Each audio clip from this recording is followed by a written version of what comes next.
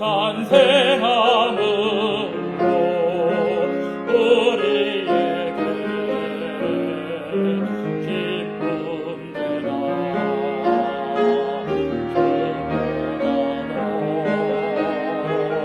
큰 기쁨인데 그 아기 살아계셔 대신 너 구하래서 나의 참된 소망 걱정 근심 전혀 없네 나의 구주 살아계시니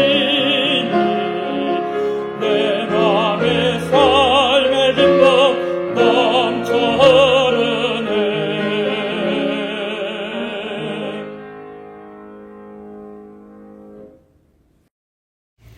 아버지 하나님, 저희의 삶 속에 언제나 찾아갈 수 있는, 그리고 우리의 아픔과 소망을 아릴 수 있는 아버지 하나님으로 저희 곁에 계셔 주셔서 정말 감사합니다. 모든 것이 혼돈되고 무엇이 정의인지 잊혀져가는 지금이지만 저희들 무엇보다도 주님의 말씀과 뜻을 앞에 두고 흔들리지 않고 걸어가게 도와주세요. 나의 마음이 원하는 것과 소원들, 내 생각들을 주님 앞에 내려놓고 주님께서 저희를 위한 최선의 길을 준비하고 인도하여 주신다는 것을 믿음으로 어떠한 걱정과 염려가 아니라 오로지 순종함으로 나아갈 수 있게 도와주세요. 한 해가 마무리되어 가고 있습니다. 무엇을 했는지, 어떻게 했는지 되돌아보면 아무것도 잡히지 않지만 이렇듯 주님 오실 시간도 너무도 가까이 오고 있음을 압니다. 아버지, 주님을 기억하고 우리를 살피고 정비하게 하여 주셔서 주께서 오실 때에 기쁨으로 맞이할 수 있도록 주님 도와주시옵소서. 안식일 시작하는 시간에 당신의 백성들이 마음을 붙드시고 오로지 주님과 동행함이 가장 큰 행복으로 자리 잡게 하여 주셔서 주님께서 준비하시는 넘치는 축복 속에 거하는 귀한 안식일이 되게 하여 주시옵소서. 말씀을 전하시는 주님의 종에게도 함께 하여 주시고 듣는 저희 모두 한 성령 안에 거하게 하여 주셔서 주님 이 시간 온전히 회복되게 하여 주시기를 귀하신 예수님의 이름으로 기도합니다. 아멘.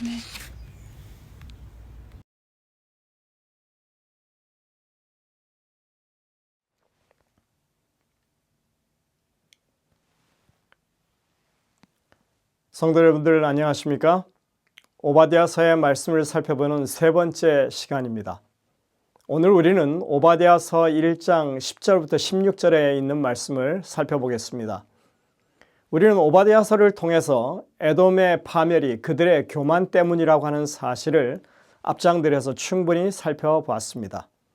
오늘 본문에서는 그들이 최근에 저지른 결정적인 죄악에 대해서 구체적으로 언급하고 있습니다. 이러한 전개는 일종의 법정 선고문과 같습니다. 첫 번째, 피고의 이름이 나오죠. 에돔이라고 밝힙니다. 그리고 피고의 죄명이 나옵니다. 교만입니다. 이걸 카예즘이라고 하는 문학 구조를 통해서 아주 강조하고 있는 그 모습을 우리가 봤습니다. 그리고 세 번째, 피고에 대한 판결이 나옵니다. 완전한 파멸이라고 밝히고 있습니다. 그리고 네 번째, 이 판결의 근거, 무엇 때문에 이런 판결을 내렸는지에 대해서 근거를 밝히고 형 집행에 대한 언급을 하고 있습니다. 바로 오늘 본문입니다. 먼저 1장 10절의 말씀을 살펴보시겠습니다. 내가 내 형제 야곱에게 행한 포학으로 말미암아 부끄러움을 당하고 영원히 멸절되리라. 오바댜서가 한 장으로 구성된 선지서이긴 하지만 문단 구성을 제가 계속 하면서 보니까 이 10절은 이전 단락, 즉 피고에 대한 판결의 완전한 파멸의 마지막 문장으로 가장 잘 어울린다고 하는 것을 새롭게 봤습니다.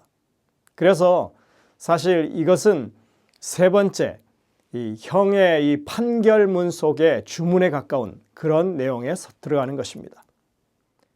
하나님은 이 구절에서 에돔이 교만해서 저지른 행동들을 포악이라고 하는 이런 단어로 규정하고 계십니다. 포악이라고 하는 것은 히브리 말로 하마스입니다. 그래서 어디서 많이 들어본 그런 단어 아닌가요? 이 최근에 이스라엘과 하마스 간의 전쟁 때문에 매스컴에서 많이 들어왔던 그런 이름입니다. 하지만 히브리 단어 하마스는 그냥 일반 동사에서 온 일반 명사입니다. 오늘날 이스라엘과 전쟁을 벌이는 이슬람 무장단체의 이름 하마스는 특정 정파를 가리키는 고유명사이고 아랍어로 이슬람 저항운동이라고 하는 머릿 글자를 따온 줄임말입니다. 실제로 히브리어의 하마스와는 아무런 관계가 없는 단어입니다. 단지 발음이 비슷할 뿐이죠. 그래서 여러분들 오늘날 하마스의 의미를 이 성경이 말하는 포악으로 생각하는 그런 혼선이 없기를 바랍니다. 성경이 말하는 히브리어 하마스는 그 포악이라고 하는 것은 폭력적이고 잔인하고 악행을 일삼고 불의한 것을 가리킵니다. 여기서 말하고 있는 폭력은 그냥 폭력이 아니고 악의에 가득 찬 폭력입니다. 극도의 악행을 말하는 것입니다. 창세기 6장 11절에서 보면 홍수로 파괴되기 이전의 그 세상을 가리켜서 세상에 포악이 가득하다라고 그렇게 묘사하고 있습니다. 그 마음에 악이 가득하고 개선의 여지가 전혀 없는 상태를 말하는 것입니다. 교만이 커지면 그만큼 무서운 결과로 치닫는 것입니다. 하나님이 일하실 여지가 점점 줍니다. 계속적으로 성령의 역사를 거부하고 끝까지 받아들이지 않는 것입니다. 그런 사람들, 그런 나라들을 포악하다고 그렇게 성경은 말하고 있습니다. 여러분은 오늘날의 세상을 어떻게 바라보십니까? 세상은 포악으로 가득 찼습니까? 아니면 아직은 정의가 살아있는 상황입니까? 어떻습니까? 세상은 점점 더 포악해 가고 있습니까? 우리는 커져만 가는 포악들에 대해서 하나님의 백성으로서 어떤 태도를 가지고 대해야 할까요? 예루살렘의 멸망을 눈앞에 둔 상황에서 예레미야 선지자는 이렇게 울부짖었습니다. 지나가는 모든 사람들이여 너희에게는 관계가 없는가? 나의 고통과 같은 고통이 있는가? 볼지어다 여호와께서 그의 진노하신 날에 나를 괴롭게 하신 것이로다. 같은 시기에 에스겔 선지자는 하나님의 인치는 천사의 활동에 대해서 이야기하면서 하나님이 인치시는 백성들을 향해서 이렇게 기별을 전하고 있습니다. 여호와께서 이르시되 너는 예루살렘 성읍 중에 순행하여 그 가운데에서 행하는 모든 가증한 일로 말미암아 탄식하며 우는 자의 이마에 표를 그리라 하시고, 하나님의 백성은 세상의 죄악에 눈 감지 않습니다. 진리를 아는 사람들은 사람들의 고통을 못 본 채 하지 않습니다. 이들은 이 세상을 향한 하나님의 증인들입니다. 이들은 세상에 일어나는 죄악들에 민감하게 반응하고 그 때문에 고통을 당하는 사람들의 아픔에 가슴 아파합니다. 예레미야 선지자와 에스겔 선지자의 마음이 그랬다고 하는 것을 우리는 지금 이 구절을 통해서 보는 것입니다. 그들의 마음에는 그런 고통이 있었고 탄식하며 울며 하나님께 기도하는 그런 선지자들이었습니다. 포악이 종말적인 의미의 세상의 죄악이라면 하나님의 백성들, 하나님의 남은 자손들, 하나님의 인침을 받는 사람들의 특징은 그것 때문에 하나님께 부르짖는 사람들이라고 말할 수 있습니다. 세상의 불의에 맞서는 그런 단체로서 어떤 집단 행동을 하라는 말씀이 아니라 이들이 가지고 있는 사명은 하나님의 정의와 공의가 무엇인지 세상에 알리는 것이고 그리고 포악한 자들 때문에 고통받는 사람들을 위해서 간구하는 일이 그들의 일이라고 하는 것입니다. 우리는 좀 더 편하고 안일한 삶을 위해서 부르심을 받지 않았습니다. 우리는 하나님의 심장, 그리스도의 심정을 가지고 세상을 구원하시는 하나님 편에 서서 동역하도록 부르심을 받았습니다. 우리는 이 일을 위해서 부르심을 받은 것입니다. 우리는 세상에 하나님의 공의로운 심판을 증거하고 고통받는 이들을 위해서 기도해야만 한다고 성경은 가르치고 있습니다. 하나님은 이제 에돔의 구체적인 죄악을 나열하십니다. 그 내용은 1장 11절부터 14절에 상세히 말씀하십니다. 내가 멀리 섰던 날 곧 이방인이 그의 재물을 빼앗아가며 외국인이 그의 성문에 들어가서 예루살렘을 얻기 위하여 제비 뽑던 날에 너도 그들 중 한 사람 같았느니라. 내가 형제의 날 곧 그 재앙의 날에 방관할 것이 아니며 유다 자손이 패망하는 날에 기뻐할 것이 아니며 그 고난의 날에 내가 입을 크게 벌릴 것이 아니며 내 백성의 환난을 당하는 날에 내가 그 성문에 들어가지 않을 것이며 환난을 당하는 날에 내가 그 고난을 방관하지 않을 것이며 환난을 당하는 날에 내가 그 재물에 손대지 않을 것이며 내가 거리에 서서 그 도망하는 자를 막지 않을 것이며 고난의 날에 그 남은 자를 원수에게 넘기지 않을 것이니라.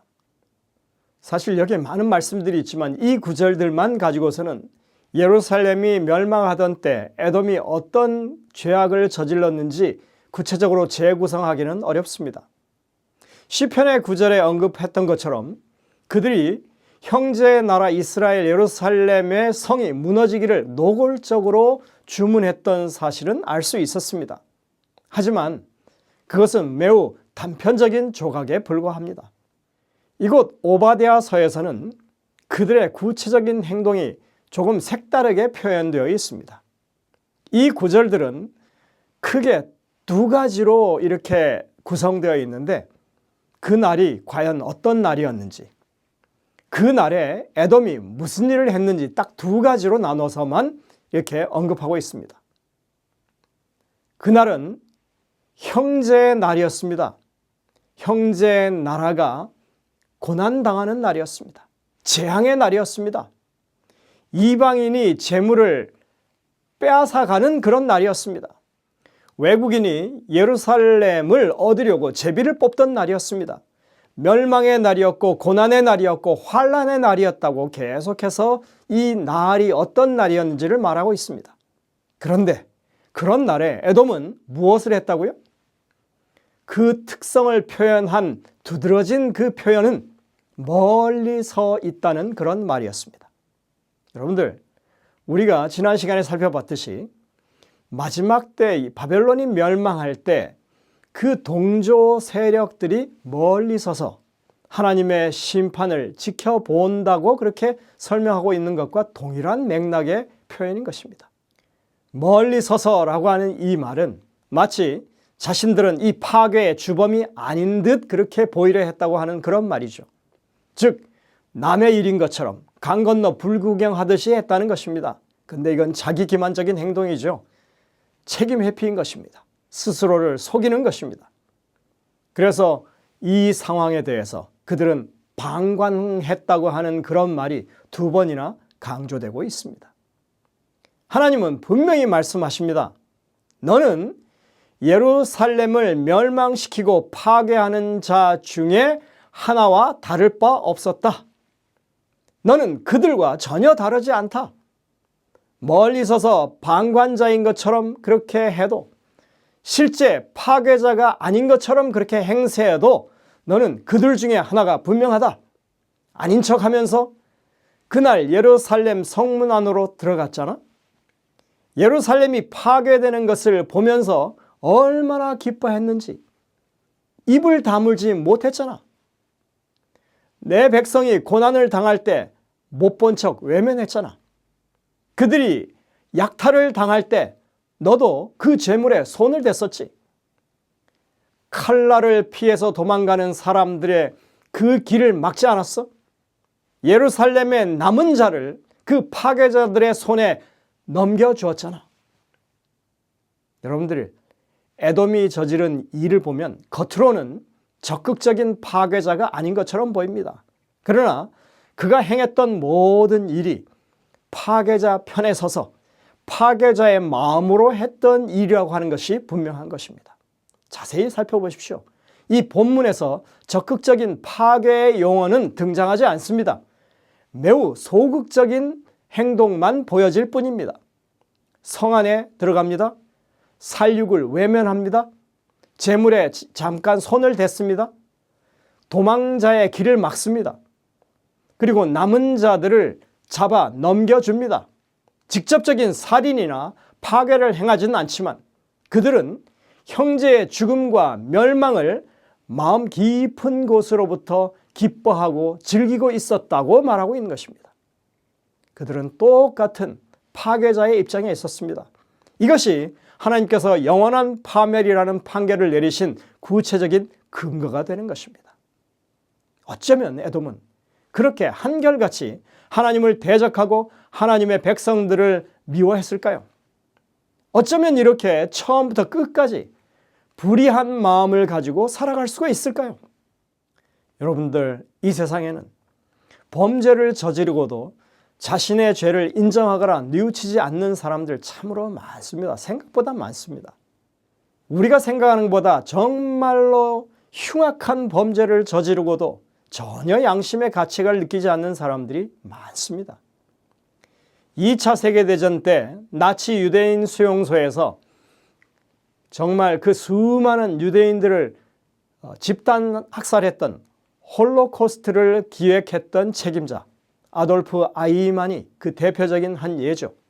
그는 수많은 유대인들을 대량 학살한 실질적인 책임자였음에도 불구하고 자신이 체포된 뒤에 이제 재판을 받으면서도 줄곧 자신은 위로부터의 명령을 따랐던 공무원에 불과하다고 그렇게 주장하면서 자신의 개인적인 죄를 부정했습니다.